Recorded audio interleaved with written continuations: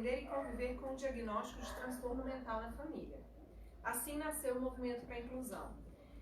Hoje, você está convidado a juntar-se a nós nessa luta pela sensibilização no meio onde vive sobre as doenças mentais.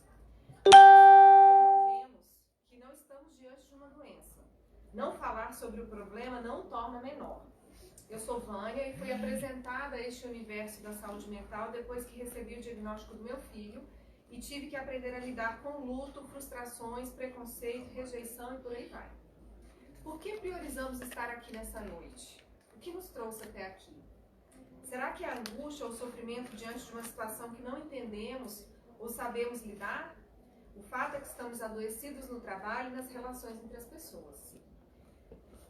Vou falar um pouquinho de quem são os profissionais que estão nos dando a oportunidade de aprender um pouco com eles. Nós temos a doutora Karine Tavares Borges, psiquiatra, graduada pela Universidade de Brasília, fez residência médica no Hospital Universitário Professor Edgar Santos, na UFBA, membro do Corpo Clínico do IBP, membro da Associação Brasileira de Psiquiatria.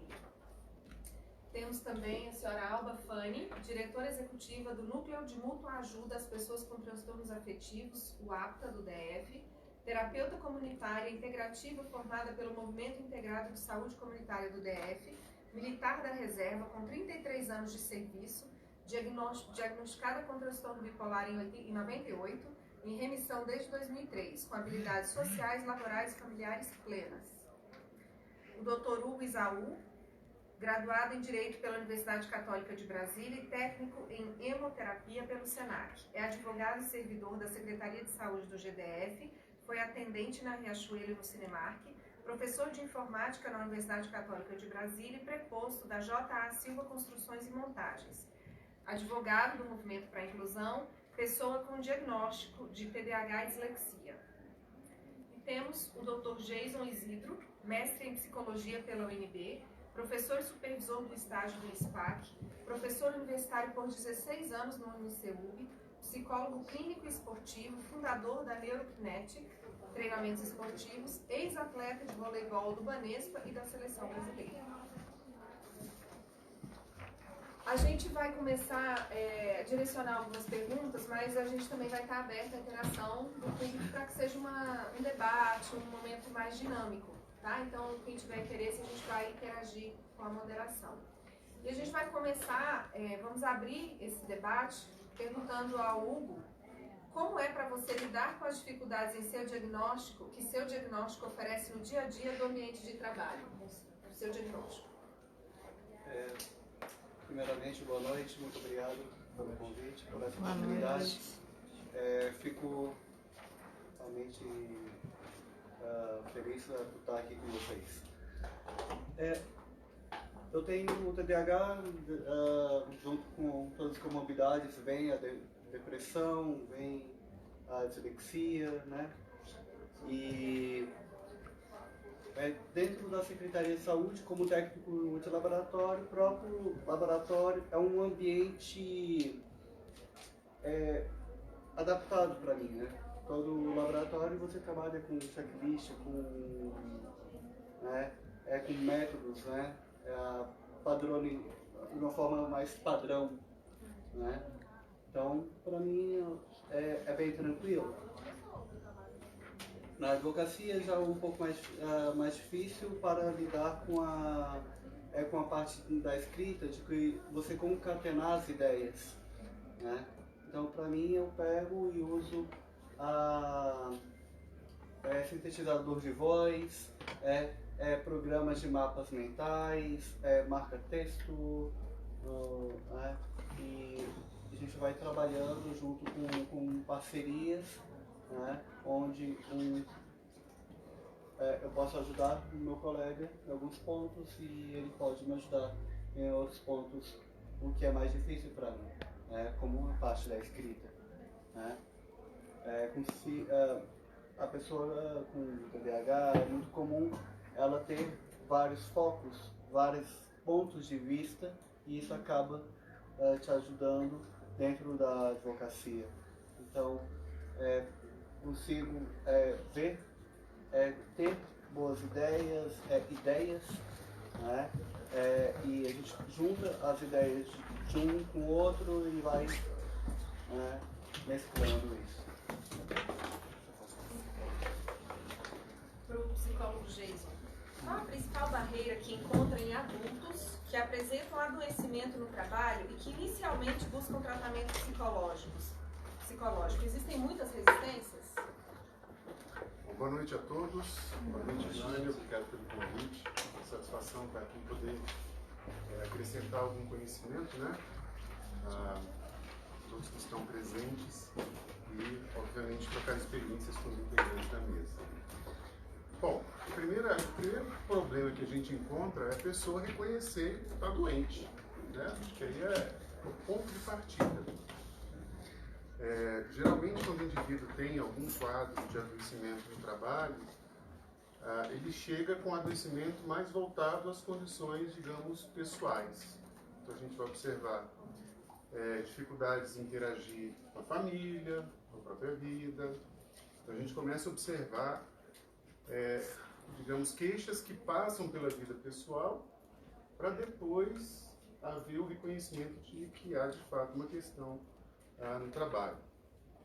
Então é comum a gente observar os indivíduos com uma grande resistência de aceitarem que estão doentes e depois aceitarem que precisam de tratamento, né? E as barreiras, acho que são muito mais, no primeiro momento, associadas ao próprio indivíduo e no segundo momento associadas à própria instituição, que em algumas circunstâncias, a gente tem casos aí variados com essa característica, de que a instituição não promove aos seus servidores, aos seus funcionários, condições adequadas de tratamento, né, de apoio e assim por diante. O principal ponto, então, é a barreira do próprio indivíduo. Posso fazer uma pergunta? Em relação ao que você acabou de falar, a partir do momento que eu não estou mais me sentindo bem para ir para aquele ambiente de trabalho, eu poderia já estar nesse patamar? Talvez, acho que é uma condição também a ser observada, né? Se você não se sente bem para o ambiente de trabalho, pode ser sim um sintoma de que o trabalho pode estar te levando a uma condição de adoecimento. Só que vamos lá, o sentimento é um dos elementos, né? Quando a gente analisa condições de sofrimento humano, a gente olha os sentimentos, a gente olha os comportamentos que essa pessoa apresenta e os seus padrões de pensamento. Não dá apenas pelo sentimento fazermos uma afirmação de que há de fato um quadro de adoecimento. Precisa haver um entendimento um pouco mais amplo de que forma aquele quadro gera repercussões no trabalho, na vida pessoal. Então seria, acho que um primeiro sinal de alerta, eu diria, para que depois se possa investigar com um pouco mais de clareza e aí sim você ter condições de avaliar se de fato há um quadro de adoecimento que precisa de tratamento ou algo do tipo. Qual seria o tipo de profissional? Psicólogo, psiquiatra, para procurar, para se orientar? Eu diria que ambos, né? É muito difícil a gente falar do atendimento psicológico ou do atendimento psiquiátrico isolado um do outro. Acho que a gente faz uma boa dobradinha, né? No sentido de cada qual na sua área oferecer recursos para que de fato esse indivíduo seja diagnosticado de uma forma clara, precisa, seja tratado de uma forma precisa. Então eu diria que ambos podem ser procurados. É claro que se você procurar um psiquiatra, certamente você vai ser encaminhado a um psicólogo. Caso você vá a um psicólogo, certamente você vai ser encaminhado a um psiquiatra. De fato, acho que o trabalho é muito em conjunto. A gente vai até ouvir agora a fala da doutora Karine, a perspectiva da psiquiatra, com relação aos principais sintomas que podem ser observados num quadro, num processo de adoecimento ligado ao trabalho. Então é bom que ela pode complementar com essa visão mais da psiquiatria também. Sim. O adoecimento no trabalho, ele é codificado no Código Internacional de Doença, na CID, como no CID Z73.0, que é o síndrome de esgotamento. Na CID-11, que vai vir em 2022, já vai vir com o nome de síndrome de estado profissional ou síndrome de burnout, que é como é conhecido pela gente que trabalha com esse assunto.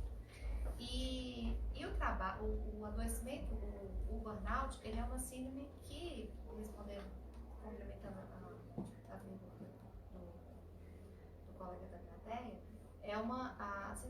burnout, ela está relacionada intimamente com o trabalho, né? Ela contempla vários sintomas, várias manifestações clínicas, mas ela é desencadeada e relacionada estritamente com o ambiente, com o desempenho do trabalho.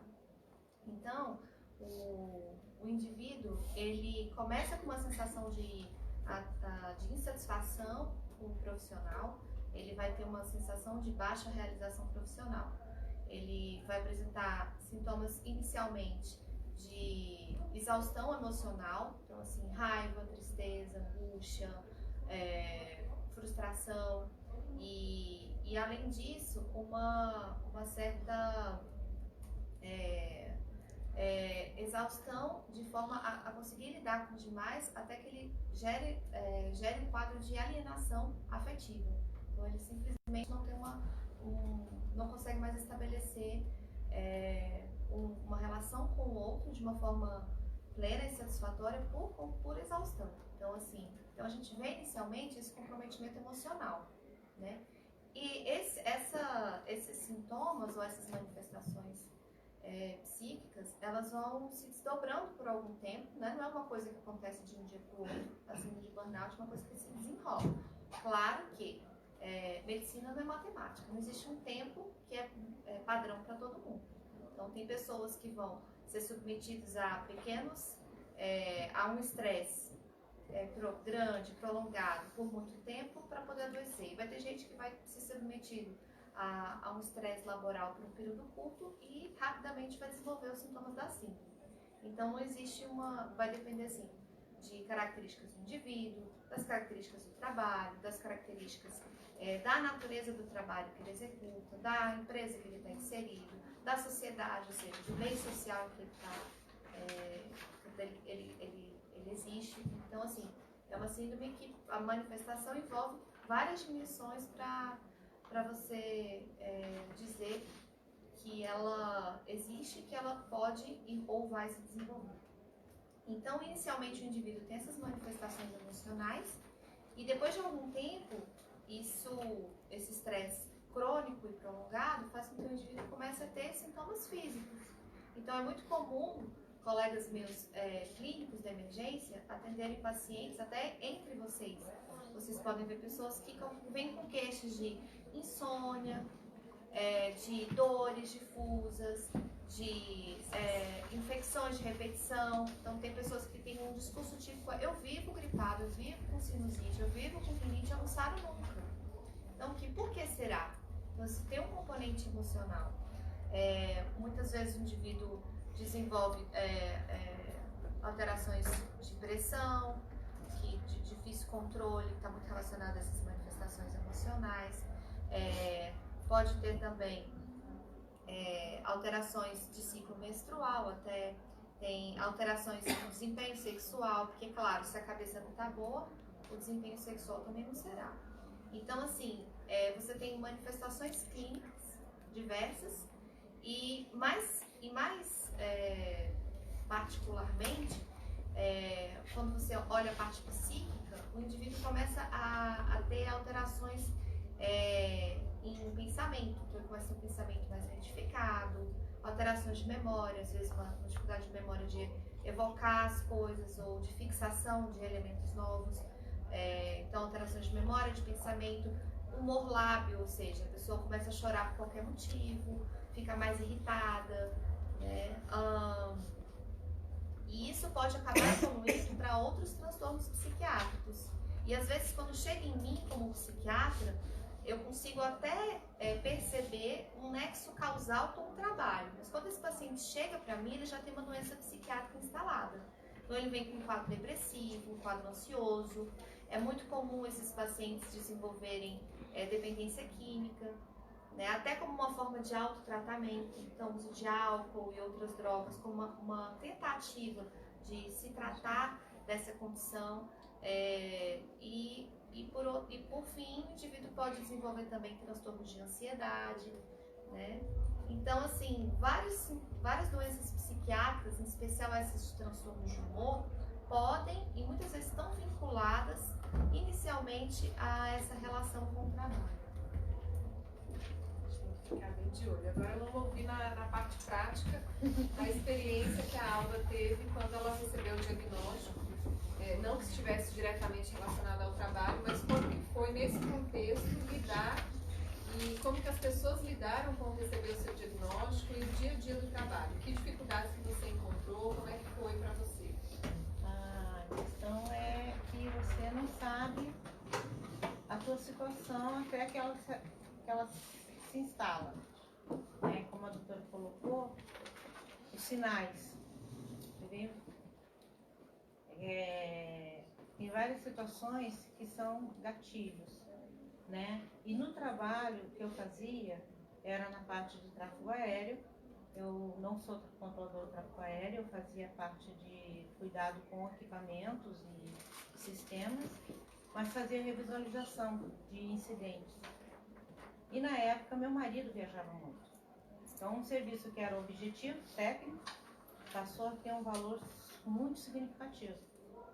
E ao mesmo tempo que meu marido viajava muito, eu estava sobrecarregada em casa com 2 crianças pequenas. E estava tentando ajustar a minha escala para poder atender as crianças. Aí tirava muito pernoite. Então foi juntando. E aí ela colocou. Você vai se sobrecarregando, os sinais vêm e você às vezes não dá atenção.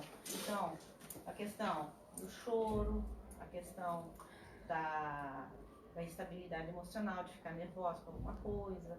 Aí a coisa foi se instalando e a ponto de eu sentir dores no corpo quando eu chegava no portão para entrar para trabalhar. Né? Hoje eu sei que poderia estar dando sinais, talvez, a doutora pode confirmar ou não, a questão de crise de ansiedade.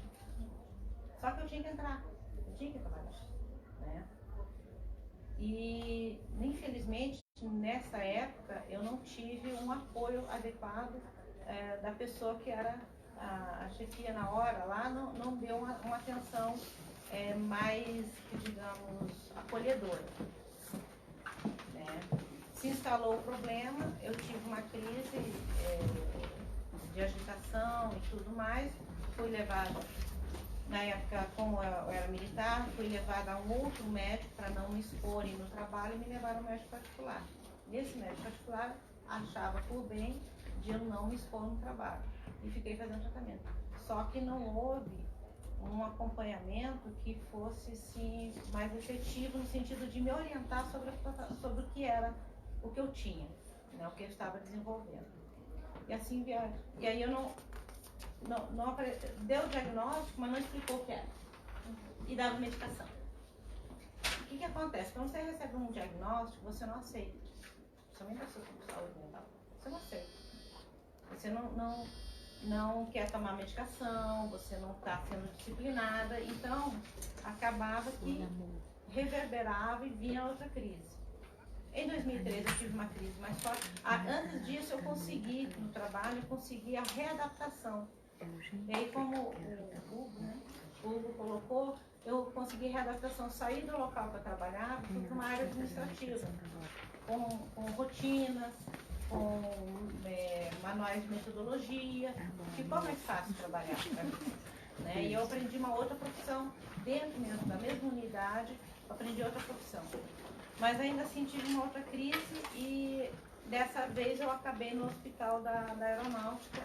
E então o psicólogo que me atendeu na aeronáutica, ele fez a pergunta-chave: você sabe o que você tem? Assim, a medicina que é isso. Mas você sabe o que é isso? Transtorno bipolar. Mas você sabe o que é? Não. Então vamos conversar. Aí sentou e começou a me dar uma aula de transtorno bipolar. Ele literalmente desenhou célula nervosa, explicou o que era coisa, né? Neurotransmissores e tal, não sei o quê. Ele fez o que é chamado hoje, que eu aprendi depois, que é a psicoeducação. Isso me deu disciplina. E uma pergunta que ele fez muito importante para mim: o que eu estava disposta a perder? Aí eu falei que nada. Então vamos tratar. Então quando eu recebi o diagnóstico, primeiro eu não aceito. Mas o diagnóstico é importante para me dar um norte no tratamento. E no trabalho, quando apareceu a questão do diagnóstico, teve pessoa que fez piada, teve pessoa que veio perguntar se eu tinha tomado remedinho. Mas teve muitas pessoas que me apoiaram. Mas por quê? Porque eu consegui chegar e falar. Mas o principal que eu acho assim, fundamental, que a doutora colocou, é a questão da estafa profissional. Ela não vem de uma vez, ela vem com sinais. Então é importante o autoconhecimento, para você saber que aquilo não é teu, que alguma coisa está errada. E saber pedir ajuda antes que a coisa se acumule de uma forma que você não tenha mais controle. Que você pode, de repente, perceber uma gripe recorrente, um mau humor que não é teu, e procurar um clínico. O clínico vai te encaminhar para o psicólogo antes de que você precise estar tomando um ansiolítico ou um remédio para dormir. Então, você tratar integralmente, que eu acho que foi uma das coisas que me ajudou muito, foi o tratamento integral. Né? A medicação, eu sempre tive problema de excesso de peso e tal, mas no trabalho tinha parte de cuidado com a preparação física, essas coisas, então essas coisas eu cuidava. E questão do sono, né? Mas principalmente quando você recebe o diagnóstico, a maioria das pessoas, a Vânia falou ali na apresentação, questão do luto, né? Você tem planos, você acredita, você é mãe de um menino de 1 ano e meio, como é que eu vou ter um transtorno bipolar e eu tenho 2 crianças para cuidar, um de 7, outro de 1 ano e meio, né? Mas de repente com o diagnóstico tudo muda o contexto. Meu marido parou de trabalhar viajando, eu mudei de setor, eu fui trabalhar, como o Hugo colocou, tendo estratégias de enfrentamento. Se o Hugo tem por planilhas que ele tem que preencher de sequência, checklist, no trabalho, quando eu fui trabalhar no outro setor, era tudo previsível.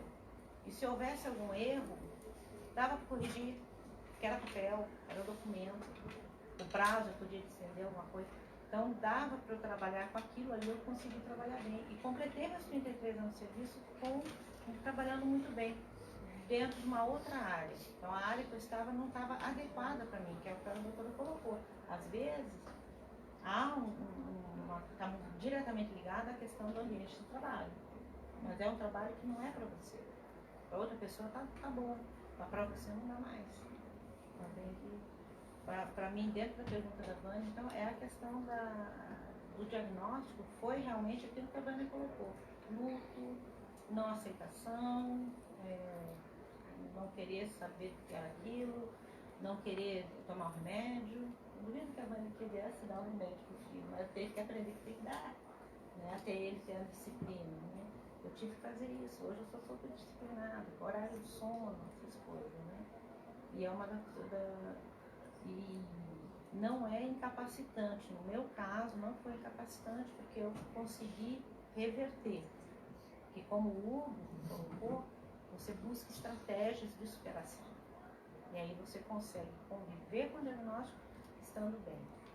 Mas o principal, saber pedir ajuda na hora certa. Não deixar o problema se instalar. Quando chega a se instalar uma estafa profissional, é porque você já rompeu os seus limites. Você chegou no teu limite e rompeu. Aí você vai hackear mesmo. Né? Então, para mim foi isso. A questão do diagnóstico, a questão do apoio dentro do trabalho foi muito importante. Teve pessoas que não deram esse apoio, mas teve muita gente que deu. A partir do momento que eu assumi, cheguei para a nova chefia e falei, eu tenho isso. E essa nova chefia foi procurar se informar do que era. O que é transtorno bipolar? Chegou aí, quando eu comecei a frequentar o ACTA, meu chefe chegou aí lá, para conhecer, saber o que era, né? Pegar um material, e ele fez isso, e ele tinha uma observação, um olhar. Opa, está muito agitado, como é que está o serviço e tal. Então tinha esse olhar. Eu acho que assim, a gente traz esse tema hoje por conta do se perceber de como a gente está vivendo num ambiente acelerado, de muita cobrança, de alta performance. E é por isso que a gente traz essa reflexão com diversos olhares dos profissionais ou de quem tem o diagnóstico. Eu queria fazer uma pergunta em relação a essa staff profissional. Ela vem de diversas formas ou ela tem uma forma só? Em que sentido? Eu estou num trabalho que eu não gosto, é inadequado, isso pode gerar um estresse? Ou estou num trabalho que eu gosto, mas eu trabalho excessivamente, também pode desencadear? Como é que funciona essa questão do desencadeamento, assim, de uma forma um pouco mais clara? Quais seriam as vertentes para o trabalho ser o mentor, né, desse quadro de staff? Como o Jason comentou, existe uma relação do indivíduo com o trabalho, né? Então você vai ter características individuais que vão predispor ao desenvolvimento de um estresse laboral, por exemplo, indivíduos que sejam extremamente pessimistas, indivíduos controladores, que tenham necessidade de ser perfeccionistas o tempo todo, que têm dificuldade de delegar tarefas. Então, tem gente se identificando aqui. Então, assim, pessoas que têm esse perfil, que, assim, que deposita muito a satisfação dela pelo olhar do outro. Então, assim, ela precisa da aprovação do outro para sentir que ela está bem, feliz, né? Esse locus estético. Então, pessoas que têm esse perfil, elas são mais vulneráveis a desenvolver um quadro de burnout. Por outro lado, se você tem uma organização, né, em que existe muita burocracia, em que existe uma dificuldade de diálogo com o gestor, então, assim, você não tem tarefas bem definidas, então você não sabe onde começa a sua tarefa, onde começa o seu colega. Então, assim, esse clima de que acontece muito no órgão público, né? Essa dificuldade de você ter autonomia nas coisas que você executa. Então, isso acaba gerando uma insatisfação constante no trabalhador, né? E uma insegurança, porque ele não sabe se o que ele está fazendo é o suficiente, se ele tem que fazer um pouco mais, se ele fez pouco, se ele fez muito. Então, assim, isso ao longo do tempo acaba causando esse desgaste. Quando a gente fala do trabalho em si, quem trabalha em turnos, como, né, a minha colega colocou também, né, quem trabalha em turnos tem essa dificuldade, quem trabalha muito à noite. Quem trabalha com profissões que lidam com gente, professores, né, educadores, médicos, enfermeiros, né, pessoas que lidam com cuidado, em geral, elas adoecem mais. As pessoas da área de saúde e da educação acabam adoecendo mais também, porque acabam acumulando muitas jornadas de trabalho, né? Então, assim, até para manter um nível de vamos dizer assim, de ganho, né? De salário, acaba assumindo 2 a 3 empregos. Então, esse estresse, essa carga excessiva de trabalho acaba contribuindo para o adoecimento. O que mais? Então, tem a natureza do trabalho, né, características do indivíduo, características da própria empresa. Então, esses fatores todos, eles colaboram para o desenvolvimento da síndrome. Então, assim, eu não posso dizer para você que tal pessoa vai ter ou quem trabalhar em determinado lugar vai ter. Mas eu posso dizer que esses elementos, quando presentes, eles favorecem o desenvolvimento da síndrome de burnout. Não sei se eu respondi. Sim. Eu falo muito. Sim. Na verdade, a senhora trouxe o receituário, que eu tô vendo que vários vão sair com o CID aqui hoje. O pessoal já vai querer receita do CID já. Vou passar agora para o Jason mudar um pouquinho, assim, tentar falar para a gente que dicas que poderíamos dar para quem é gestor, para empregadores, para chefes, para promoverem um ambiente mais saudável. E quando, se não tivermos aqui essas pessoas, né? Como que a gente pode se blindar um pouco onde esses ambientes não sejam tão motivadores ou tão saudáveis? Então, como a gente pode tentar, tanto o empregador, o líder, poder propiciar um ambiente mais saudável, quanto a gente tentar se blindar quando o ambiente não for tão saudável? Bom, eu acho que esses conceitos são conceitos interessantes, né? Se a gente pensar na área de gestão de pessoas, né, é uma área que vem mudando de nome ao longo do tempo. Nós tínhamos os chamados gerentes, né, que eram gerentes de processos, gerentes de pessoas, que tinha uma visão muito tecnicista de como as coisas deveriam acontecer, como o processo deveria acontecer. Dentro da área da área organizacional, o que a gente está observando é uma mudança do conceito para o gestor, né? E aí entra a figura do gestor de pessoas. Porque a gente tem observado cada vez mais a necessidade de você compreender não só os processos, mas especialmente como as pessoas funcionam. Né? Porque, vamos lá, processo você entende como uma coisa, quais são os passos que devem ser seguidos, você reproduz aquilo, o resultado aparece. Só que quem geralmente está ali executando o processo é uma pessoa que está num dia bom, que está num dia ruim, que está vivendo dificuldades na família, que está passando por uma doença. Então, se o gestor não tem uma clareza de que ele está lidando com pessoas e que, do ponto de vista das pessoas, existe um conceito básico que é variabilidade, né? Que a gente está lidando com indivíduos são variáveis, aí a gente tem dificuldade. Então, aí entra um conceito que eu acho que é importante para orientar gestores, que é o conceito de flexibilidade. A flexibilidade não quer dizer relaxamento, né?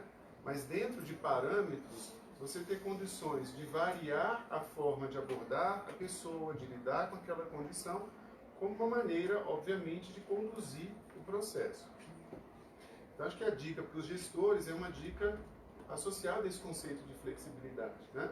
Quando você procura entender pessoas, você precisa entender essa individualidade, essa particularidade, que auxilia, obviamente, a você administrar as condições para que o trabalho seja executado. Se nós não entendemos que estamos lidando com gente, fica difícil. E vamos combinar, né? Que gente é variável. Né? Lá em casa eu tenho 2 gêmeas, nascidas no mesmo dia, com 1 minuto de diferença, da mesma mãe, do mesmo pai, com a mesma genética. Olha que beleza. Univitelinas, né? E aí as pessoas dizem, mas como elas são diferentes, elas nasceram da mesma mãe, do mesmo pai, têm a mesma casa, têm a mesma condição, mas são indivíduos diferentes. Uma regrinha básica, 2 corpos não ocupam o mesmo lugar no tempo e no espaço. Então a relação com o mundo é particular. E dadas essas particularidades de relação com o mundo, certamente nós precisamos compreender que as pessoas serão também particulares. Não é a carga genética que define como a pessoa vai viver ou vai se comportar. É óbvio, trata-se de um grande preditor, digamos assim, uma variável extremamente importante, chamamos de variável filogenética, mas não é determinante. Porque, do ponto de vista do comportamento humano, nós precisamos pensar sobre essa complexidade de variáveis, como a doutora Carine falou. Você está lidando com o ambiente da empresa, você está lidando com as características do trabalho e a característica do próprio indivíduo. Essas 3 variáveis combinadas podem ser um preditor de um quadro, né, que pode vir a surgir. Então, quando se trata de gestores, a flexibilidade, a compreensão dessas particularidades das pessoas é fundamental. Quando se trata agora do indivíduo que está em ambiente de trabalho, aí entra um conceito que eu gosto muito. O que é o trabalho para você? Muitas vezes eu uso um conceito que vai ser ilustrado, inclusive vai ajudar na próxima pergunta, que é ilustrado pelo conceito de algema de ouro. Imagine você com 1 quilo de ouro nas mãos, igual aqueles ladrões lá de Guarulhos, né? Roubaram de 720. Imagine você com 1 quilinho daquele lá. Só que transformado em 2 braceletes e uma corrente, enfiado nos seus braços. O que você faria com 1 quilo de ouro que te algema? E a única forma de viver com aquele quilo de ouro é enfiado na mão, algemado. Muitas vezes o trabalho significa isso. As pessoas se relacionam com o trabalho, seja pela carga horária, seja pelos rendimentos, seja pela condição de vida, seja pelos filhos que precisam ser sustentados, seja pelo status que você tem, pelos bens que você adquire a partir do trabalho. Você, com perdão da expressão, vem sua alma para o diabo. Né? Você se prende a uma realidade onde você tem um tesouro nas mãos, mas você está algemado. Então, essa relação com o trabalho cabe a nós definirmos. Né? Nós somos as pessoas que vão definir como a gente se relaciona com o trabalho. Se você se colocou numa condição de algema de ouro, certamente o trabalho vai te levar a adoecimento. Porque você não trabalha pelas consequências naturais do trabalho. Você se tornou escravo daquela condição de trabalho. Percebe? Então, assim, quando a gente fala das pessoas, a relação com o trabalho precisa ser definida. Falo muito também nessas ocasiões sobre o propósito do trabalho, né? O trabalho entra na nossa vida por uma necessidade expressa de sobrevivência, depois ele passa a ser formalizado a partir das mudanças no cenário cultural e social, mas o propósito sempre existiu e sempre está ali. Só que com as mudanças culturais, esses propósitos vão sendo modificados. Então, uma pergunta que eu sempre faço, né, os meus pacientes no consultório: qual é o propósito que esse trabalho tem na sua vida? Ele se tornou uma algema de ouro? Ou o trabalho é um meio pelo qual você alcança uma realidade e uma condição de realização? Então, eu diria, se você é um empregado, questione o papel que o trabalho exerce na tua vida. Se você se tornou um escravo, você vai ter problemas. E esse é um conceito que depois eu abordo na última pergunta. Vou só passar a palavra para o complementar com a visão legal também de todo esse contexto da relação com o trabalho. É interessante que não é um dever do trabalhador, né? É um direito do trabalhador ter esse ambiente saudável, né? É claro que você sempre tem que buscar viver bem, né? Mas o trabalhador, o empregador, ele tem que se focar nesse ponto, porque é imposto a ele esta obrigação.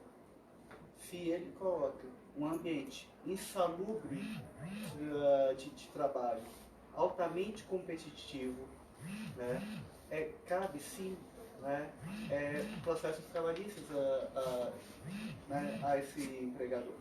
Né.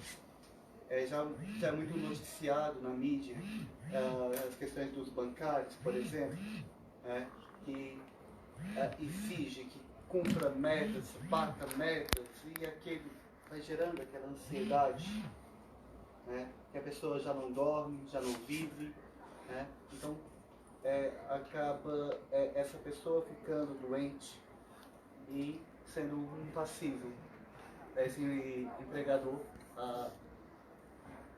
a indenizar o empregado por conta disso. E já é bem notório, né?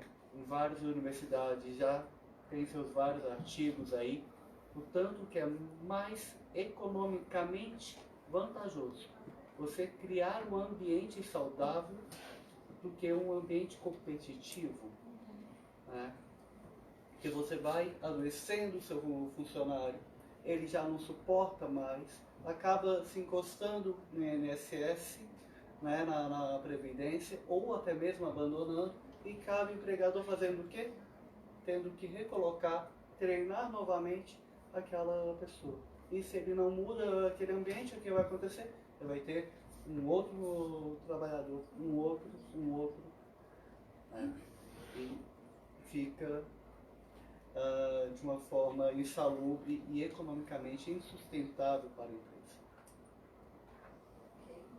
E eu continuo aqui também, Alva, você falar um pouquinho para a gente, no grupo de acolhimento, você tem percebido o aumento de pessoas procurando cujo foco, cujo gatilho estivesse relacionado ao trabalho, pessoas buscando ajuda, tanto por conta da bipolaridade ou da depressão, ligados a fatores do trabalho, laborais?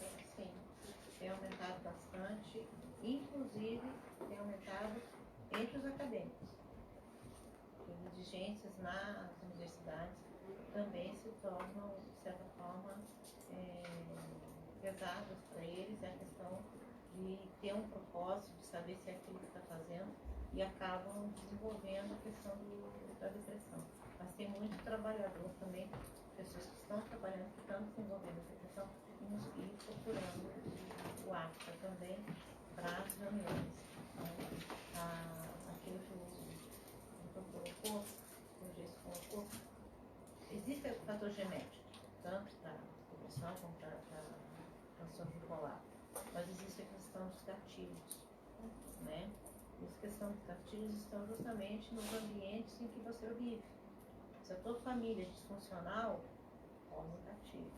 Se o teu trabalho não tem propósito, não tem significado para você, cuidado que pode vir a ser um gatilho, né? Pode vir a ser um promotor, né? E realmente a questão da readaptação, do treinamento, isso aí é um custo para a empresa. E é muito mais saudável você ter espaço de fala, para a pessoa poder falar, poder colocar as questões que estão. Ter uns gestores terem um olhar mais humanizado, mais flexível, né, para adaptar. Então faz a diferença.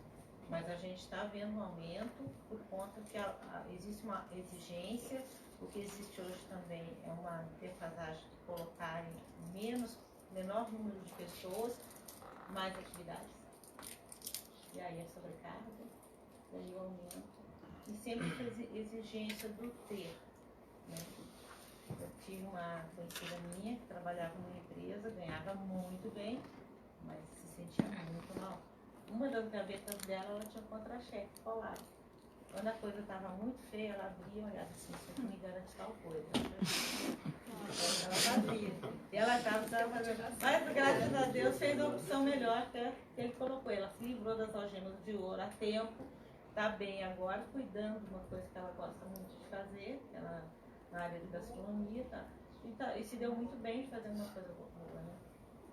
Eu vou aproveitar a presença do fato, a gente tem uma psiquiatra aqui, porque normalmente a gente, quando fala de psiquiatra, de medicação, que a gente falou muito aqui, a gente sabe a quantidade de tabus e preconceitos que envolvem esses temas. Ah, eu não vou em psiquiatra que vão me dopar. Ah, não, porque esses remédios deixam todo mundo, vai acabar com os meus neurônios e tal. E quando a gente começa a buscar um pouco de informação, não quer dizer que o psiquiatra vai te passar direto para uma medicação. Acho que o fato é você buscar ajuda e daí ver o que é que você precisa, né? Os profissionais sérios vão ter esse olhar. E isso eu falo como experiência de quem tem esse convívio e que a gente acaba sugando dos profissionais para entender a funcionalidade, a aplicação dessa medicação, para a gente entender. Eu custei a entender o fator neuroprotetor que essa medicação trazia para o meu filho, por exemplo. Né? Porque a gente se culpa se toma, a gente se culpa se dá a medicação, a gente se acha um monstro, se acha... Eu não vou negar que quando eu tenho oportunidade, doutor, mas e aí, algum dia a gente vai conseguir diminuir, vamos trocar? A gente tem essa ânsia, mas quando a gente começa a entender mais a dinâmica da doença, ou o fato de você não buscar uma ajuda no comecinho, por que você chegou naquele estresse de chegar ao ponto de ter que tomar um remédio? Então eu queria que a doutora aproveitasse, como psiquiatra, falasse um pouquinho pra gente, para desmistificar, para a gente parar de demonizar o tratamento psiquiátrico e da medicação, para a gente entender o porquê que chega nesse ponto, o porquê que o trabalho, como eu falo também, a medicação é um telhado. Não é que você vai chegar e já vai começar com a medicação, não. Vamos ver o que você precisa e é um trabalho multidisciplinar, é um tratamento multidisciplinar. Como a Alba falou, psicoeducacional, o fato de você buscar informação, o psicólogo para trabalhar as outras questões, o que foi seu gatilho ou não, enfim, atividade física, alimentação, o que seria bom para qualquer pessoa, independente de ter um diagnóstico ou uma condição para tratar. Né? Então eu queria que a doutora aproveitasse a oportunidade para se defender, né, de todos esses ataques com relação à medicação, essa demonização do psiquiatra, porque a gente vê o quanto que faz diferença um bom profissional nessa área para que a gente consiga lidar com essas novidades. Então, deixa eu fazer o lobby da psiquiatria. Sua chance. Minha chance. Então, eu acho que a primeira coisa que eu acho que a gente tem que pensar é o cérebro como órgão. Quando a gente tem pressão alta, ninguém questiona para o cardiologista se ele vai ter que parar de tomar um remédio da pressão. Se alguém fica diabético, ninguém questiona com o endócrino se ele vai parar de tomar insulina. Por que diabo, se eu estou deprimida ou ansiosa, eu não posso tomar um remédio para melhorar? Se o cérebro, né, é o principal órgão do corpo, que orquestra todo o funcionamento do corpo, não pode adoecer. Então, assim, eu acho que primeiro é olhar para a organicidade da doença psiquiátrica. Que eu acho que existe mitos, né, de que a doença mental é vergonha, de que a doença mental é falta de vontade, é falta de coragem. Não, é um adoecimento. A gente tem exames que a gente não pede assim, na prática clínica porque ainda é muito oneroso, acaba mais restrito ao ambiente de pesquisa. A gente tem os exames o SPECT cerebral é um exame que avalia funcionamento cerebral. De que maneira? Uma avaliação indireta de que ele avalia fluxo. As áreas que funcionam melhor são mais bem perfundidas. Áreas que estão funcionando pior são menos perfundidas. Quando você faz o exame nos pacientes, os pacientes deprimidos, por exemplo, a imagem parece tudo preto. Está mal perfundido porque não está funcionando bem. Só que eu não preciso desse exame para dar um diagnóstico para ninguém, porque o diagnóstico é clínico. Você faz uma avaliação clínica, né? Você faz a anamnese, você colhe os sintomas do paciente, você faz uma avaliação clínica básica para afastar qualquer outra doença orgânica que pode mimetizar o quadro psiquiátrico, mas não é necessário um exame de imagem para dizer que alguém tem doença psiquiátrica ou não. Mas é interessante, a gente usa isso em pesquisa e como isso mostra fisicamente que a doença existe. Então, por exemplo, muitos estudos hoje, não só em psiquiatria como na medicina, são baseados em estudos de imagem. Você vai ver que em pacientes deprimidos, eles vão ter uma atrofia dos giros do cérebro. Você vai ver que pacientes ansiosos, eles vão ter uma hiperativação dos núcleos da base. Então, existem alterações estruturais nas doenças. Então, assim, é importante a gente reconhecer que existe esse problema de saúde e reconhecer que existe e é necessária a intervenção com o tratamento.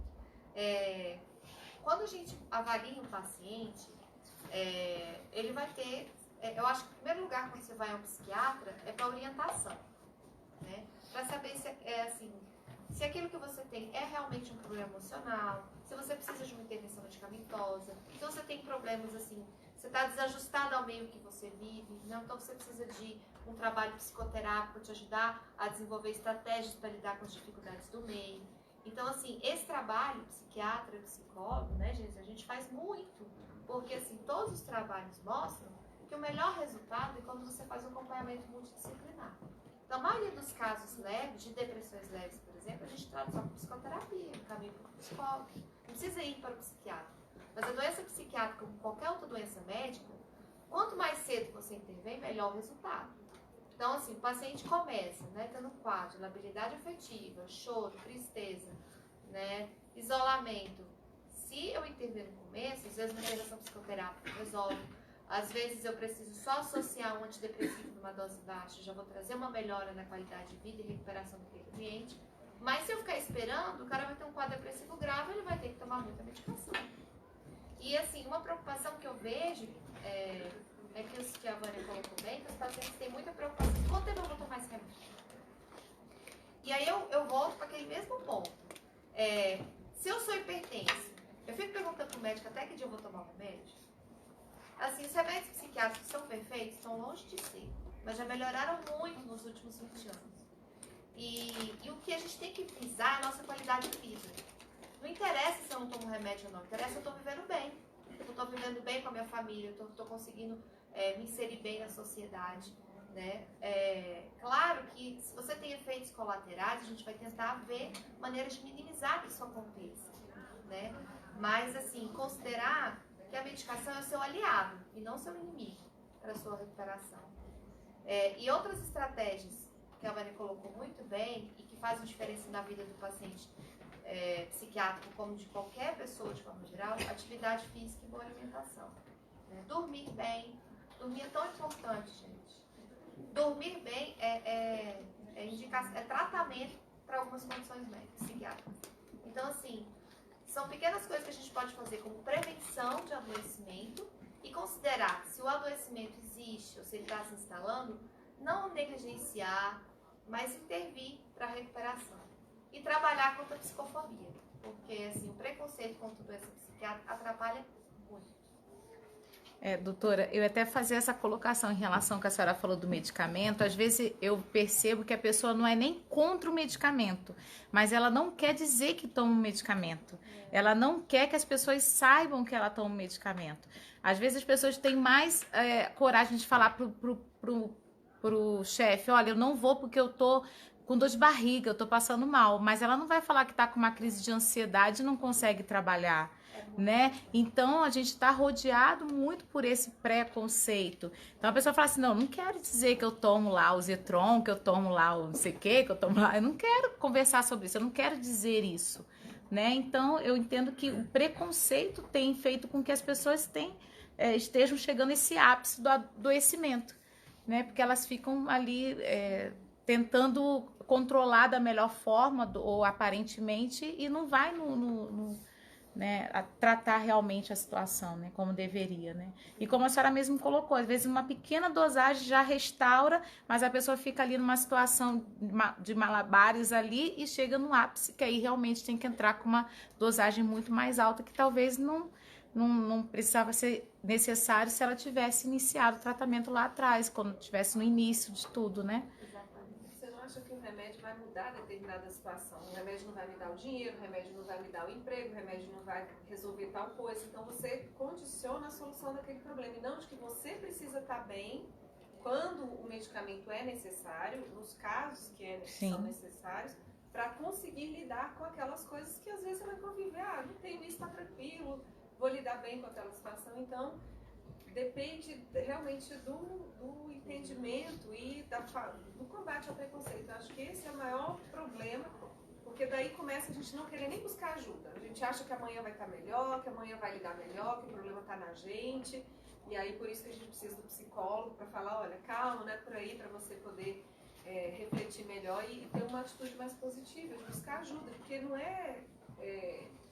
como se diz, não é uma coisa, um demérito para a pessoa buscar ajuda. A gente tem que entender que na nossa sociedade atualmente não temos para onde fugir, estamos adoecidos. Essa tela do celular que a gente fica o tempo inteiro estimulando o nosso cérebro, né? Todas as luzes, com todo o tempo que a gente fica ali, ansiedade, deixa eu ver se alguém me respondeu, o que está acontecendo. Então, essa loucura que a gente vive hoje que acaba deixando a gente assim.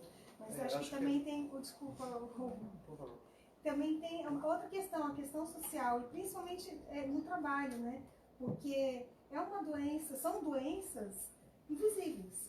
E aí a credibilidade disso, faltou por quê? Porque tá de frescura, ou seja lá. Então, o julgamento dos outros da sociedade também pesa, né? E aí você acaba adiando o encarar isso, né? Ou não, você acaba se piorando na ansiedade de ir agora, que eu não consigo, como é que eu vou fazer e eu não posso faltar aí, se eu for dizer que eu estou com depressão ou alguma crise, é pior, o que vão falar? Né? Que eu estou faltando no trabalho, que eu estou matando. Então, também tem esse peso, né? O peso da sociedade de não dar credibilidade a essas doenças invisíveis. Né? É o preconceito dentro do período de crise.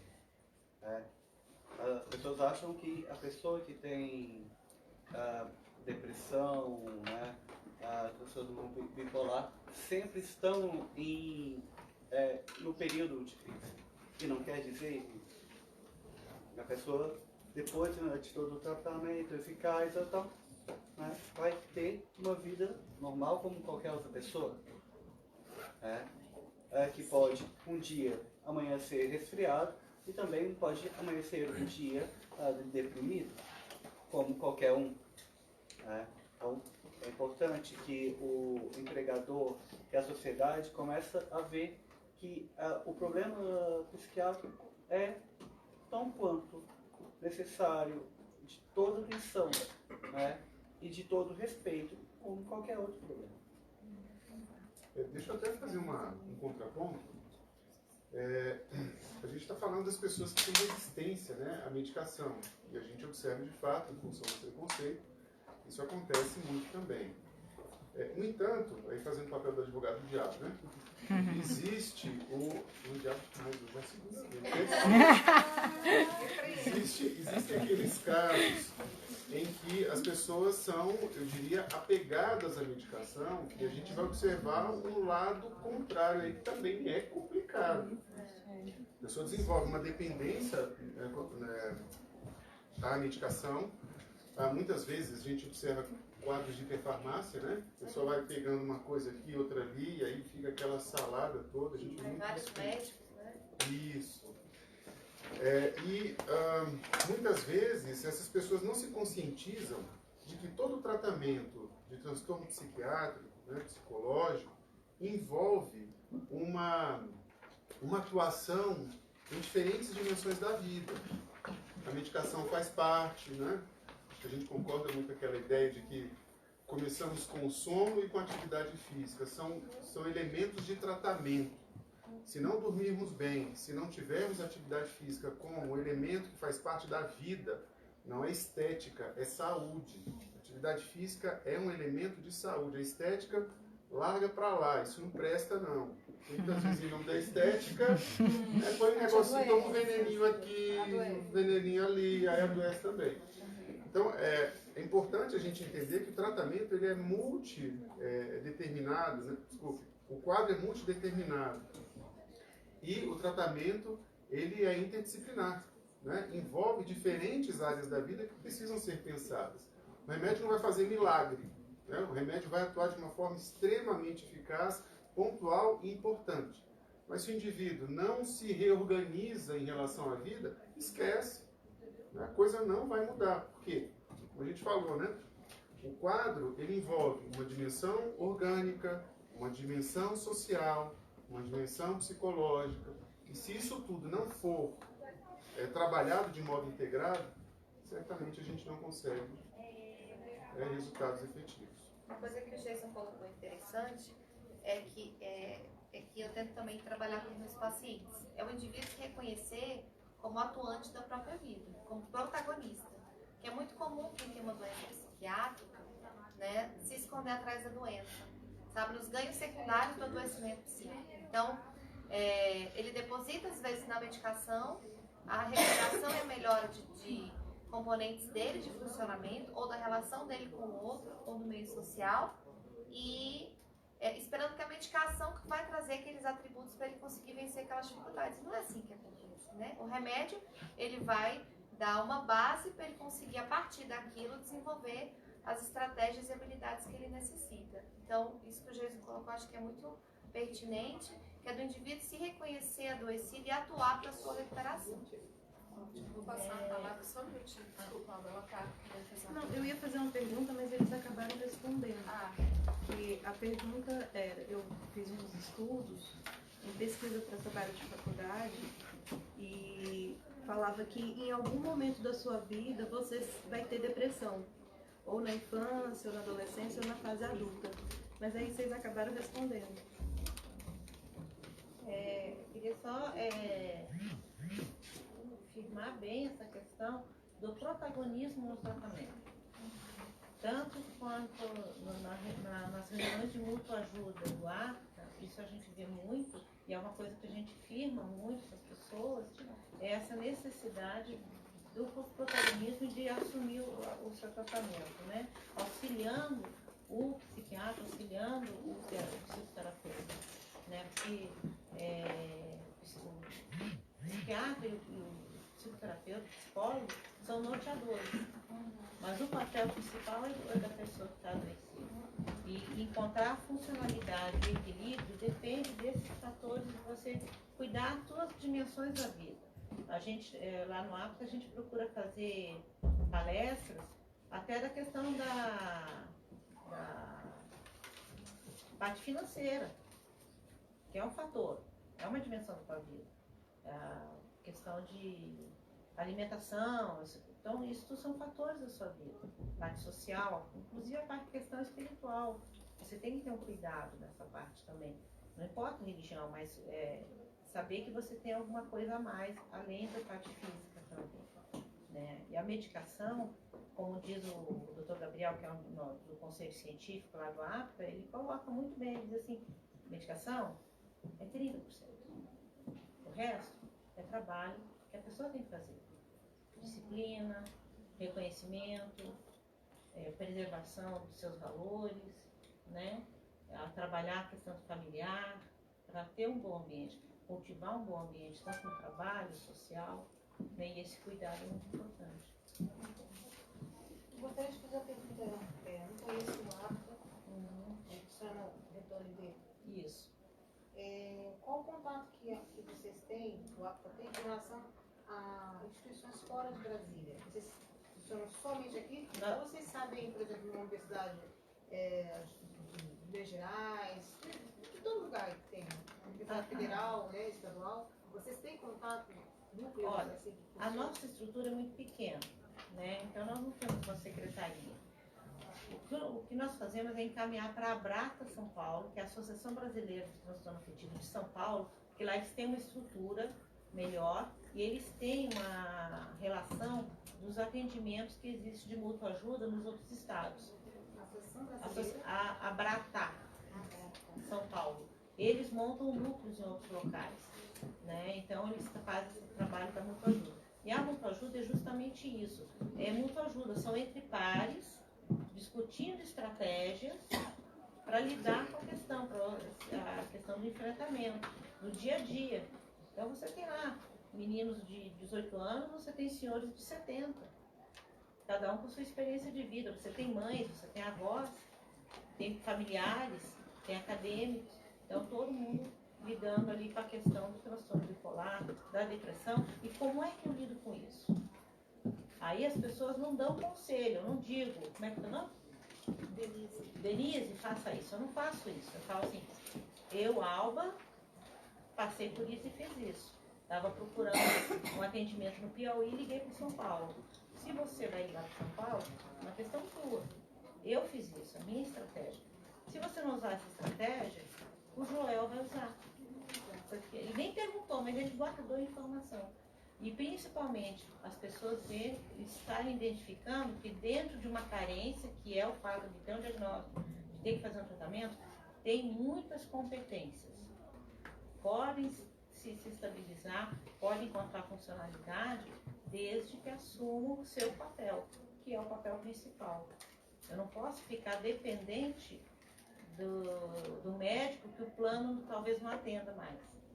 Eu tenho que ter meu papel certo, eu não ficar dependente do que alguém vai dizer para mim, mas que eu souber tirar de dentro de mim as minhas competências. Eu consigo lidar. Se eu tenho um problema, eu tenho a solução também. E esse trabalho é feito tanto no APTA, como também na parte de terapia comunitária integrativa, que a gente realiza lá no Parque de Águas Claras, na Igreja São Camilo Leles. Então, é essa questão de levantar de que você tem competência para resolver o problema, para lidar. Mas tem que ser protagonista, como a doutora falou. Não pode ficar esperando que o remédio vai ser milagroso. Não vai ser. Ele é parte do tratamento. A psicoterapia não é milagrosa. Ele determina alguns pontos que você tem que dominar melhor.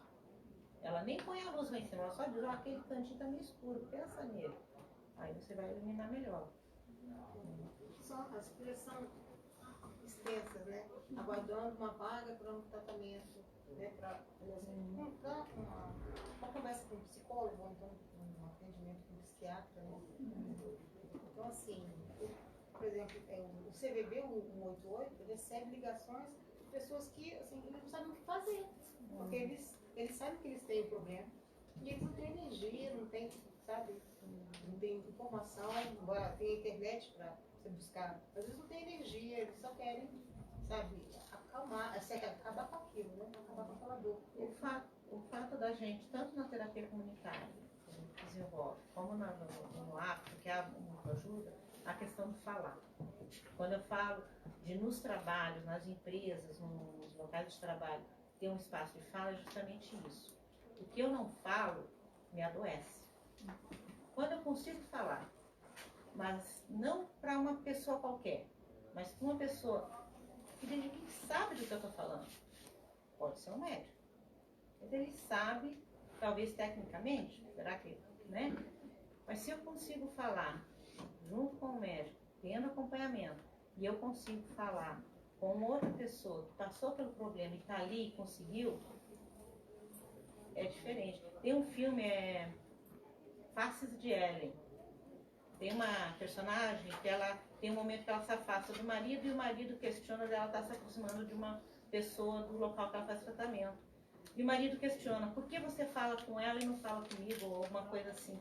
E ela fala assim, ela sabe do que está falando. Porque ela, outra, tem depressão também. E ele, apesar de amá-la demais, não tem consciência plena do que é ter depressão. Então, quando você está entre pares, conversando ali com pessoas que vivem, sabe o que é não conseguir tomar banho? Sabe o que é não conseguir ir na terapia, que estava marcada, mas você não consegue ir? Ou entende o fato de você não querer tomar medicação? Você está entre pares, aquelas pessoas passaram por aquilo, ou estão vencendo. Tem oi? A empatia. Tem estratégias.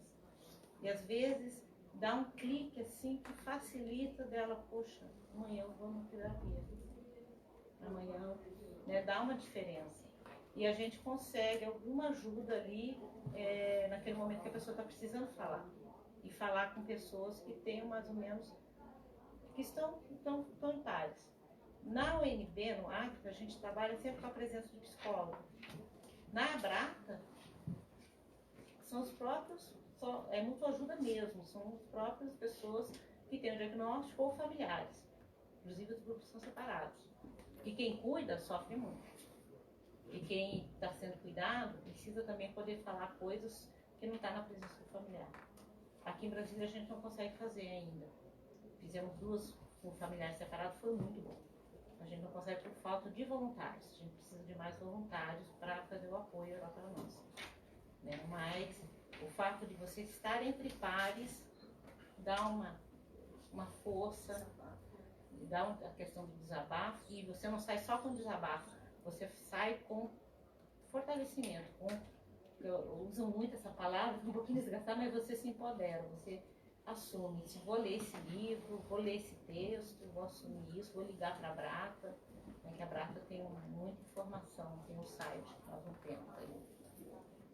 Para pegar um pouquinho a ideia dessa nossa relação com a sociedade atual, né, vamos pedir para o Geison explicar como explicar para uma sociedade tão focada em status e conquistas financeiras que o mais importante é a plenitude do trabalho que realiza e não necessariamente a rentabilidade que ele traz. Aí a gema de ouro de novo, né? Vai lá. Bom, vamos lá. Difícil a gente explicar algumas coisas para a sociedade, porque a gente fala de questões de ordem cultural, né? Quando a gente fala de cultura, o caminho de mudança é um caminho muito mais complexo, né? Você está lidando com mudanças ao longo do tempo, informações ao longo do tempo. Por exemplo, o próprio evento, né, de inclusão, a gente vê que há uma mudança cultural em torno do tema. E nós passamos então a entender as coisas de uma forma diferente, e o tempo vai nos ajudando, portanto, a mudar essas concepções. Então, explicar para uma sociedade não é fácil. Essas mudanças, elas implicam em atuações delongadas, um trabalho árduo e assim vai. Eu sempre gosto de falar, quando essa questão vem à tona, né, a questão da materialidade, a busca pelo reconhecimento financeiro e assim vai, porque todo mundo quer dinheiro, né? O negocinho bom esse negócio de dinheiro. A gente corre atrás disso igual um louco. Agora, por quê? Né? O que nos faz correr tanto atrás de dinheiro? O que esse negócio representa na nossa vida? A Alba falou sobre a questão financeira ser também um elemento importante de ajuste, e, obviamente, eu vou usar esse termo da vida financeira para falar de uma relação que é sempre importante nós entendermos como seres humanos. Uma das características mais próprias da nossa vida é a relação entre o agora e o amanhã. O ser humano, ele está muito, digamos, preso a essa relação. E nós vamos observar contos, estudos, experimentos que mostram muito essa relação. Tem um psicólogo, inclusive faleceu ano passado, não vou recordar agora o nome dele exato. Ele fez um estudo na década de 60, colocando crianças em uma condição experimental que representa muito isso. Crianças de aproximadamente 6 anos de idade eram colocadas numa sala experimental em que havia apenas uma mesa e um pote com um marshmallow em cima. Era dada a seguinte instrução às crianças: Você vai entrar nessa sala e aqui nessa sala encontra-se esse pote de marshmallow. Com apenas um marshmallow. Você pode comer a hora que você quiser. Se você comer esse marshmallow antes de 5 minutos, você vai ser conduzido para fora da sala e o experimento acabou. Mas se você aguardar 5 minutos e não comer o marshmallow, após os 5 minutos eu te dou 2. Então, ao invés de comer um, você come 2. E aí, era dada então essa instrução para a criança e você observava 2 grupos, né? Conclusão do experimentador. Um grupo de crianças que entrava na sala e voava em cima do marshmallow. Que se dane o tempo, que se lasque tudo. Eu quero meu marshmallow agora. E o outro grupo fazia exatamente o contrário. Sentava, ficava olhando para o relógio, 5 minutos, eu quero 2 agora. E esses grupos foram divididos a partir de 2 conceitos. 1, grupo impulsivo. 2, grupo persistente. E essas crianças foram analisadas ao longo de anos. E se percebeu que essas crianças, quando se tornaram adolescentes e adultos jovens, apresentavam repertórios diferentes diante da vida. Indivíduos impulsivos eram indivíduos menos bem-sucedidos que os indivíduos persistentes. E isso representa uma relação extremamente importante para a vida. Veja, o quanto lutamos pelas benesses, pelas gratificações no curto prazo. Todo mundo é agoniado para comprar o primeiro carrinho, né? E como é que a gente compra o primeiro carrinho? Parcelado em vezes. A prestação, ou a perder de vista. E aí vocês já pararam para fazer uma continha básica de quanto se paga ao final do plano de financiamento? 2 carros e meio. 2,5, 3. E quando você vende o seu, ele vale 1/3 mais ou menos do que você pagou. Se você tiver persistentemente o interesse de guardar o seu dinheiro ao longo de algum tempo, você vai comprar à vista e não vai pagar 2,5, 3. E a vida implica muito nessa relação. Ora, em algumas circunstâncias a gente fica tão louco pelo dinheiro para comprar as coisas, para ter as coisas, e a gente se relaciona com a vida material muito assim. Eu quero, eu posso, mas a gente não se pergunta, eu devo. Então, quando a gente para pensar sobre a forma de conceber a vida, né, mudar essa relação não é fácil. Porque como a gente não tem, e geralmente estamos ligados numa privação louca, né, queremos aquilo a qualquer custo, você já tem o eu quero, fator motivacional principal. E o fator eu posso, que aparentemente é uma variável cognitiva de raciocínio, ele é todo enviesado pelo que você quer. E você toma uma decisão orientada pelo desejo e não pela ponderação do eu devo. Então veja, como é que a gente muda isso? Não se muda apenas orientando pessoas, se muda uma cultura. Eu não vou ficar falando aqui de questões políticas, etc., ou ideológicas em relação a isso. Mas eu vou levantar um ponto que, alguns bons anos atrás, para enfrentarmos uma grande crise, o governo federal teve que incluir uma medida que foi incentivar o consumo. Não sei se vocês se recordam disso. Não quero aqui dizer o governo ou algo parecido. Vai nessa, faz pouco tempo. Eu E vi aí, notícia o que a gente observou? Jornal Velho, vi notícia em Jornal Velho. Para garantir a economia funcionando, as pessoas foram incentivadas ao quê? A consumir. Consumir sem poupança, você está querendo o quê? O benefício de curto prazo e não a organização para a construção no longo prazo. Uma vida orientada para o consumo é uma vida orientada para o bem material e para a recompensa do aqui e agora. E quando se fala de organização de vida, de planejamento de vida, a gente busca benefícios no longo prazo. Então nós estamos lidando com uma noção de vida que eu chamo de a vida é a arte de fazer escolhas a curto, médio e longo prazo. Se essa relação não é obedecida ou respeitada, a nossa tendência é cairmos nesse equívoco de querermos as coisas no aqui e agora, e quando queremos as coisas no aqui e agora, a gente entrou na algema de ouro.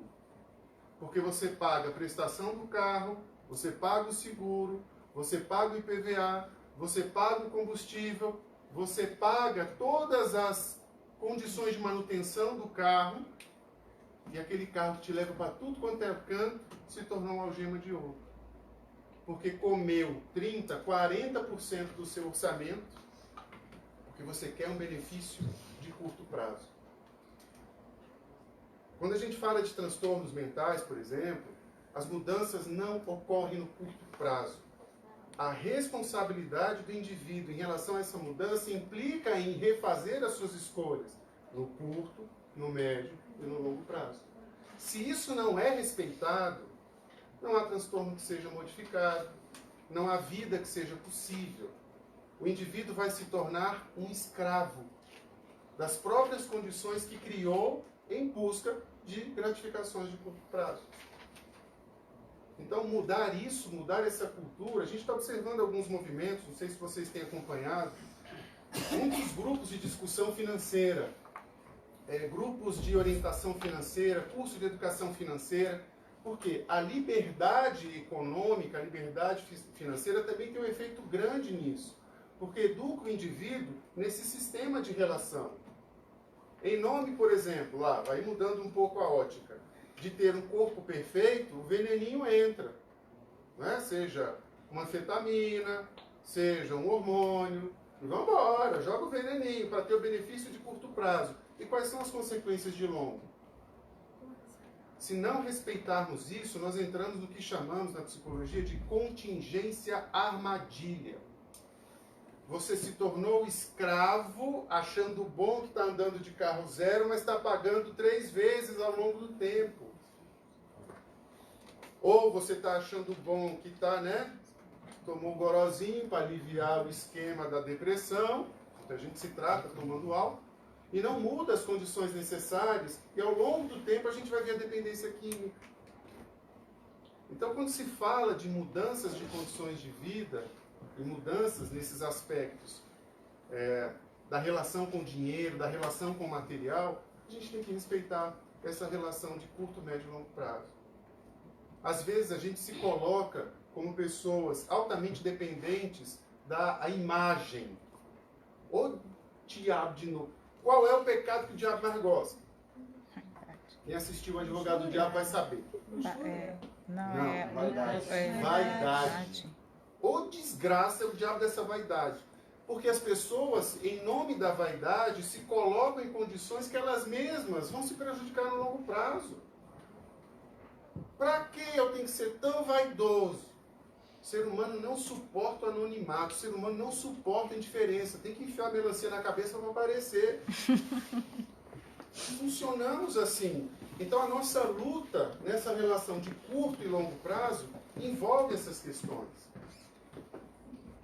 Então, sempre que eu penso nas mudanças culturais dessa natureza, penso nessa relação de escolher as coisas com benefício no aqui e agora, prazer momentâneo, ou a construção ao longo do tempo.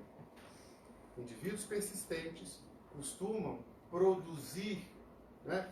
Eu costumo até colocar dessa forma: riqueza e pobreza não é a quantidade de dinheiro que você tem disponível na conta. Porque quanto mais dinheiro você ganha, maior é o boleto que você tem que pagar. Se você não tiver essa consciência. Riqueza e pobreza é uma mentalidade. Assim como saúde e doença.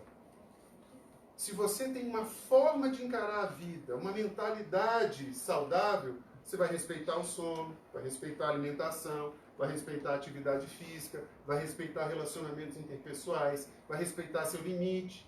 Porque a vida não é agora. Mastercard enfiou na cabeça das pessoas que você deve correr atrás de benefício aqui agora, porque para o resto você tem Mastercard. Ou seja, a nossa visão sobre a vida tem que ser diferente. E isso se constrói Até porque, deixa eu, né, fazer um aparente, eu pensei nisso quando você falou um monte de verbos aí, né? Eu posso, eu quero, mas tem um verbozinho aí que confunde a gente, né? Que é o tenho. Eu tenho que pagar isso, eu tenho que pagar a escola, eu tenho que pagar aluguel, eu tenho que pagar. Aí esse tenho vai crescendo por necessidades, a princípio, que aí eu tenho que ter um carro para levar isso, eu tenho que ter. E aí você obscurece essa clareza de pensamento de eu tenho, mas espera um pouquinho, o jeito certo de fazer é esse. Então você não passa a querer, você passa a ter. Eu tenho o quê? Se você colocou ter, você virou escravo. Pronto. Acabou. Vai virar escravo, não tem jeito. Alguém tem alguma pergunta? Eu vou passar a palavra então novamente para cada um fazer as ponderações finais. Um recado que vocês queiram deixar, alguma Eu tenho uma reflexão. Eu queria, assim, a gente sabe que a gente passa por uma crise, né, questão de trabalho, muito complicado trocar de trabalho. E também tem a questão das doenças do trabalho, que eu falo que eu estou enfrentando uma e estou procurando tratamento, fazendo terapia. Mas assim, eu estou com dificuldade, eu não estou bem com o meu trabalho, mas eu encontrar outro trabalho também, primeiro que não tem, né, disponível, vaga disponível, e depois como que eu vou encarar um novo trabalho se eu estou doente? Então assim, o que tem que ser feito é se tratar, né, para depois começar a trabalhar em outro lugar, até para poder encarar, né, uma nova... Eu queria que você explicasse um pouco sobre isso, que é essa questão da situação mesmo da sociedade, das dificuldades com o trabalho, as doenças, uma coisa relacionada à outra. O senhor vai fazer um comentário e vocês podem complementar. Muito obrigado pela pergunta. É algo que eu passei. Eu trabalhei por um tempo na Universidade Católica, um lugar fantástico. Eu agradeço muito. Né? Porém, já não supria as minhas necessidades economicamente, psicologicamente, afetivamente. Eu também queria mudar, já dentro de um quadro depressivo. Antes da Católica, trabalhei numa rede de cinemas e com um quadro com TDAH, me colocaram para trabalhar no caixa. Poxa, já tinha falta de atenção e me pediram para trabalhar no caixa, onde eu tinha que definir o tamanho da pipoca, entregar a pipoca, entregar troco, tal. Não deu outra. Grandes furos. E eu não sabia do meu diagnóstico. E eu achei que todo esse problema era eu. Eu era burro, era incompetente, eu imprestável, um peso na sociedade, um peso para minha família, uma grande depressão. Primeiro ponto foi entender o que eu realmente tinha e saber que no momento que a pressão eleva, você sente dor de cabeça. Não quer dizer que você é preguiçoso, você está preguiçoso. Não, você só está com uma pressão alta, está com uma dor de cabeça e você compreende.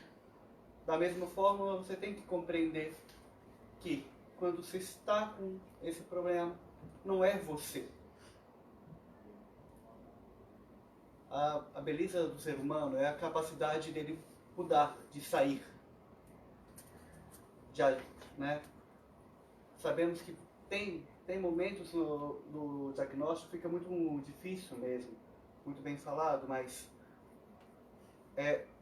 você ainda tem a rédea na sua vida de falar que tem. E parabéns pela escolha de estar aqui compartilhando essas ideias junto com a gente. Para eu sair da Católica, eu achei melhor me dedicar aos concursos. E com toda a crise de ansiedade, toda a crise depressiva, eu usei a própria crise para me ajudar. Né? Fazia questão de não comprar roupa. Já que eu estava em dívida, não comprava roupa. E eu olhava assim, eu quero essa roupa.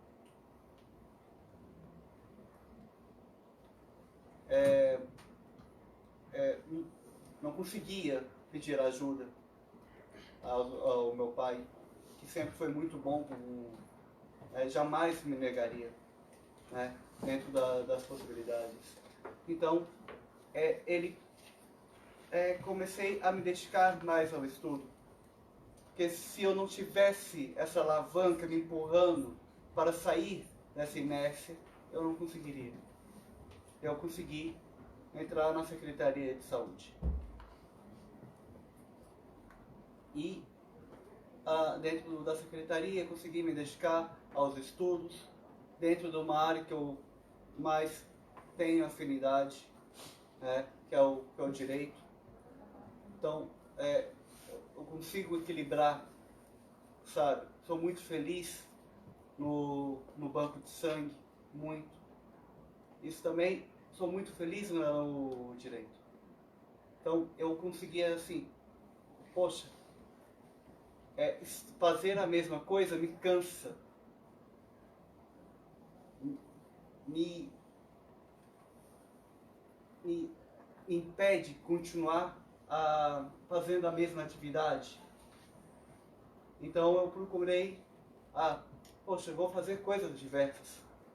Né? Trabalho no banco de sangue, sou advogado, me dedico ao serviço voluntário, que acho que é a melhor parte da vida. Sabe? Você pode procurar novos objetivos, mas o importante é do verbo assim, fazer. E assim, para que fazer? Por que fazer? Começar a se questionar se realmente essas algemas tão importantes.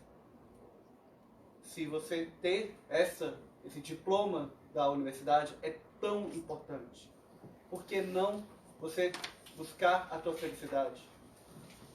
Junto a esse outro diploma, a esse novo estudo, né, procurando a felicidade. Diz os pensadores mais antigos, Platão ou Sócrates, eu sou horrível com o nome, que a busca do ser humano é ser feliz. E entramos dentro de vários filósofos ou vários pensadores, o que é o homem, o que ele busca, você entra novamente nesse mesmo ciclo. O homem, ele busca a felicidade. Com dinheiro ou sem dinheiro, com trabalho ou sem trabalho, com estudo ou sem estudo, ele sempre vai continuar nesse ponto. Eu tenho uma pergunta para a doutora, né? Aí a gente vai deixar a última pergunta, porque a gente já está com o tempo um pouco limitado, e aí a gente finaliza cada um com uma palavra de 2 minutinhos. Pode falar.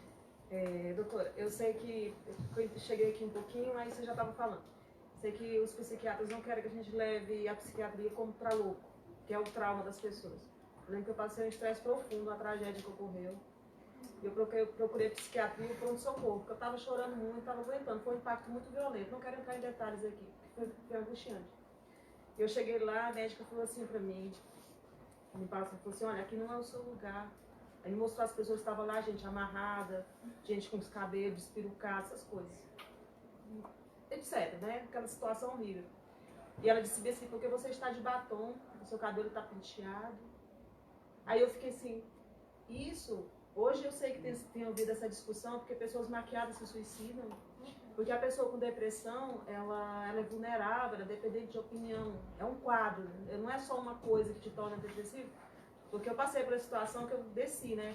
Por esse acontecimento, eu entrei em depressão mesmo. E até falei com uma outra médica que me falou que eu tinha uma situação de estresse profundo. Aí eu pergunto assim, o que a psiquiatria tem mudado em relação a isso? Porque não é um rosto maquiado, um cabelo, porque aquela pessoa que está muito bem, ela pode estar tentando, porque por essa pessoa dependente emocional, ela está com medo de levar já está naquela situação e uma crítica. Ela depende muito da opinião dos outros, igual eu te falei, tem uma dependência emocional, entendeu? Então, assim, como é que a psiquiatria trata isso? De, tipo assim, uma pessoa está bem arrumada e ela ali se jogar de um prédio, se matar, igual ocorreu com essa garota aí, que era uma blogueira, né? Entendeu? Como que isso é tratado, já que as pessoas não querem que a psiquiatria seja para loucos, entendeu? Mas pessoas que estejam passando por quadros, né, de... Então, alguém colocou mais cedo que da invisibilidade, às vezes, da doença psiquiátrica, né? E eu acho que esse estigma, né, você desenhar um estereótipo de que o deprimido tem que tomar cuidado, né? Eu acho que isso é uma coisa que tem sido combatida, assim. Eu acho que a psiquiatria, a Associação da pessoa da Associação Brasileira de Psiquiatria tem feito um movimento maciço contra a psicofobia, contra esse preconceito contra as doenças psiquiátricas, né? E essa visão de que o deprimido tem que estar mal arrumado, mal cuidado, etc., é uma dessas visões de estereótipo. E que, assim, hoje a gente busca combater esse tipo de imagem, esse tipo de pré-julgamento. Mas, assim, existem profissionais funcionais, né, situações e situações. Então, assim, eu não posso dizer exatamente porque você passou por esse desconforto. Mas, assim, de forma geral, a gente busca desmistificar que doença psiquiátrica não é só loucura, pelo contrário, 90% dos pacientes que a gente atende no consultório têm transtorno de depressão e ansiedade. Em geral, os quadros psicóticos são mais restritos aos sanatórios, às clínicas grandes. Então, assim, a doença psiquiátrica ela é multifacetada, ela pode se apresentar de várias formas. E vai depender da sensibilidade do profissional, vai depender do meio onde a pessoa vive, onde ela está sendo acolhida, e vai depender também do próprio indivíduo, porque o psiquiatra não é adivinho. Então não tem como uma pessoa, se a pessoa não trazer as queixas, as dificuldades, né, a necessidade que ela tem, não vai adivinhar a profundidade ou a gravidade do problema que ela possui. Então tem que ter uma cooperação também do paciente. Complementando um pouquinho a pergunta dela, essa postura do profissional, a senhora acha que tem a ver também com o período de formação? Os médicos formados há mais tempo têm esse conceito talvez um pouco mais preconceituoso em relação a isso? Os novos formandos já têm uma coisa mais inovadora, uma visão mais inovadora em relação a isso, ou não? É mais da pessoa mesmo? Eu acho que na sua visão, né? Claro que, né? Sabe, assim, do período de formação, acho que é mais individual. Mas, assim, eu não escuto muito isso sobre psiquiatras. Às vezes eu escuto mais isso em relação ao médico do trabalho, às vezes clínicos. São pessoas que não têm uma formação em saúde mental, né? Eu não vejo muito esse tipo de relato com um profissional de saúde mental. Vamos lá, Alba, dar o seu fechamento. Uma coisa muito importante que a gente tem conseguido no ARP é a presença de acadêmicos. Talvez a gente consiga trabalhar esses acadêmicos para que não apresentem esse perfil.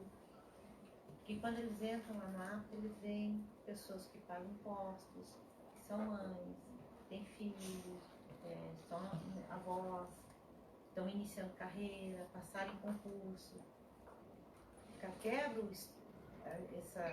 essa imagem de que a pessoa que tem transtorno bipolar é doida, está correndo na rua e está descabelada, né? Transtorno bipolar, não tem que trabalhar. Eu trabalhei 33 anos, dentro de um quartel, né? Então, quando você tem condições de trabalho, dá para trabalhar. Quando você busca ajuda, fica mais fácil. Quando você cria rede de relacionamento, rede de apoio, fica muito mais fácil, né? Então, confiança no psiquiatra, confiança no psicólogo, confiança na medicação, disciplina com o uso da medicação, confiança nas pessoas que você tem no trabalho, que você pode identificar como apoio, rede de apoio. Eu tive isso no meu trabalho, desde meu chefe a colegas. Me aposentei tem 6 anos. Minhas colegas de trabalho frequentam minha casa, até hoje. Isso eram pessoas que sabiam do meu diagnóstico, que me acompanhavam, trabalhavam comigo, né? Confiar na família, buscar apoio na terapia de família, porque a família adoece junto. Mas o principal, na questão do adoecimento no trabalho, para mim, foi a questão de que eu não busquei ajuda nos primeiros sinais. Aí eu adoeci profundamente. Talvez se eu tivesse buscado ajuda nos primeiros sinais, não tendo preconceito de ir a um psicólogo, não tendo preconceito de ir a um psiquiatra, talvez eu tivesse evitado de ter um adoecimento mais sério como eu tive. Eu botei em risco minha família, eu botei em risco meu trabalho, eu botei em risco tudo. Porque eu não busquei ajuda no momento adequado. Então, acho que o principal é isso, não ter preconceito em buscar ajuda com o profissional. Ah, mas eu não gostei daquele profissional, busque outro. Encontre um que você tenha empatia, você consiga trabalhar junto. Então, é fundamental para o bem-estar. Ah, mas eu estou chorando, não sei o quê, mas se eu for no psicólogo, vá, pegue uma orientação, uma indicação, porque a gente ainda tem que pegar a indicação clínica para poder ir psicólogo, né? Mas a gente buscar ajuda na hora certa, não deixar a coisa chegar demais, né? E uma coisa assim que eu acho assim, fundamental é a questão do equilíbrio, de buscar o equilíbrio, cuidar, como o doutor colocou, cuidar de todas as dimensões da vida. E as dimensões da vida tem a questão da saúde psíquica. Poxa, esse pensamento não é meu, eu não sou assim. Observar, autoconhecimento. E autoconhecimento a gente consegue com a ajuda de profissionais como esses dois que estão aí. Então, acho que é fundamental. Os grupos de mútua ajuda, eles auxiliam muito, mas uma das coisas que está no nosso banner lá, da sala de reunião, esteja em tratamento com psicólogo e com psiquiatra. Que a gente pode ajudar, mas quem fundamenta o tratamento são os profissionais. E a gente tem que perder o preconceito com o profissional.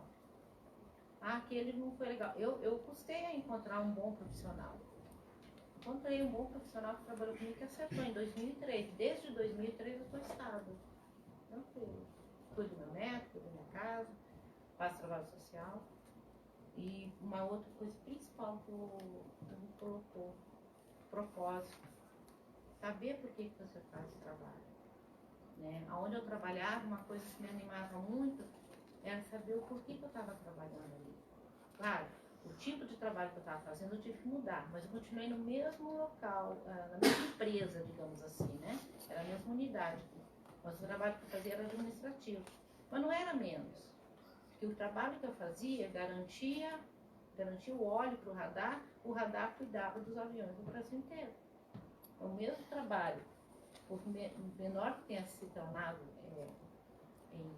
fundamental, ele me dava satisfação, porque eu sabia que eu estava fazendo uma coisa, para mim era importante, para mim tinha um propósito. Aquele contrato do fornecedor do óleo do radar, para mim é muito importante. Então essas coisas a gente constrói. Então a pergunta que a colega colocou lá, a questão do trabalho, descobrir o porquê aquele trabalho é importante. Qual é o final daquele trabalho? O trabalho na questão que fornece merenda escolar. Gente, tem criança que só come na escola. Eu vejo a importância do meu trabalho, eu vou fazer aquela sopa e aquele merenda muito bem feito. Então, é isso conhecimento. Obrigada, Alba, por suas considerações finais. 2 minutinhos. Muito obrigado. Tá? Se tiverem mais pontos que desejam, né? Estamos aí nas redes sociais, tá? Movimento para Inclusão no Instagram, e Move Inclusão no Facebook, tá? Aceitamos sugestões de quais são os seus problemas, né? O que você deseja que possamos temas, o que você quer escutar, né? E também venha fazer parte nesse trabalho junto com a gente. Muito obrigado.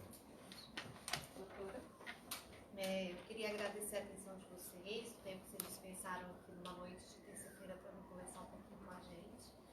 E eu queria, assim, trazer uma outra reflexão em relação ao trabalho de, além da gente enxergar o trabalho, reconhecer os sinais de adoecimento, né?